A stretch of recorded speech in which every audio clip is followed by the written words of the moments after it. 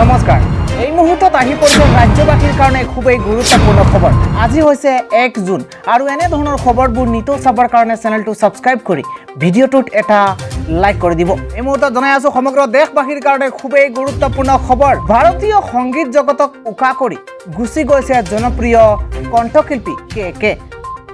ভাৰতীয় সংগীত জগতত হুকাকুল কৰি গুচি গৈছে কৃষ্ণ কুমাৰ কুন্দন উৰ্ফে কে 1990ৰ দশকৰ পৰাই বৰ্তমানলৈকে নিজৰ প্ৰতিভাৰে বহু দৰ্শক শ্ৰোতাক মুগ্ধ কৰি ৰখা কে অকাল মৃত্যুক এতিয়া সমগ্ৰ দেশবাসী ম্ৰিয়মান হৈ পৰিছে বাংলা হিন্দী তামিল কানাডা মালায়ালাম মাৰাঠী অসমীয়া ভাষাত সুৱদি কণ্ঠ নিগৰুৱা কৃষ্ণ কুমাৰ কুন্দনে এটা অনুষ্ঠানত সংগীত পৰিৱেশন কৰাৰ কিছু সময়ৰ পিছতে অসুস্থ হোৱাত কলকাতাৰ ডায়মণ্ড হাৰ্বাৰ ৰোডৰ ওচৰত এখন ব্যক্তিগত চিকিৎসালয়লৈ লৈ যোৱা হয় যদিও মৃত্যুৰ কোলাত ঢলি পৰে প্ৰখ্যাত গায়ক কে আৰু জানিব পৰা মতে কলকাতাৰ গুৰুদাস মহাবিদ্যালয়ৰ এখন অনুষ্ঠানৰ বাবে নজৰুল মঞ্চত সংগীত প্ৰদৰ্শনৰ সময়ত অসুস্থ হৈ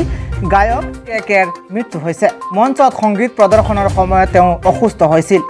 কে মঞ্চত বাৰে বাৰে কৈছিল যে তেওঁ অলপ অসুস্থ যেন অনুভৱ কৰি আছে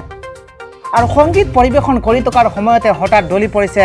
জনপ্ৰিয় কণ্ঠশিল্পী কে আৰু সেই সময়তে চিকিৎসালয়ত ভৰ্তি কৰা হৈছে যদিও চিকিৎসকে তেওঁক মৃত বুলি ঘোষণা কৰিছে আৰু গীত পৰিৱেশনৰ সময়তে হৃদযন্ত্ৰৰ ক্ৰিয়া বন্ধ হৈ পৰাত ঘটনা সংঘটিত হৈছে বুলি জানিব পৰা গৈছে জনপ্ৰিয় কণ্ঠশিল্পী কে শেষ নিশ্বাস ত্যাগ কৰা বুলি জানিব পৰা গৈছে গীত পৰিৱেশন কৰি থকাৰ সময়তে মৃত্যু হৈছে কে সংগীতানুষ্ঠানৰ মাজতে অসুস্থ হৈ পৰিছিল সংগীত শিল্পী কে হৃদযন্ত্ৰৰ ক্ৰিয়া বন্ধ হৈ মৃত্যুমুখত পৰে জনপ্ৰিয় কণ্ঠশিল্পীগৰাকী আৰু মাত্ৰ 53 বছৰ বয়সত শেষ নিশ্বাস ত্যাগ কৰিছে জনপ্ৰিয় সংগীত শিল্পীগৰাকীয়ে কেৰ মৃত্যুত সমগ্ৰ দেশজুৰি শোকৰ ছাপ পৰিছে কেৰ মৃত্যুত প্ৰধানমন্ত্ৰী নৰেন্দ্ৰ মোদীয়েও গভীৰ শোক প্ৰকাশ কৰিছে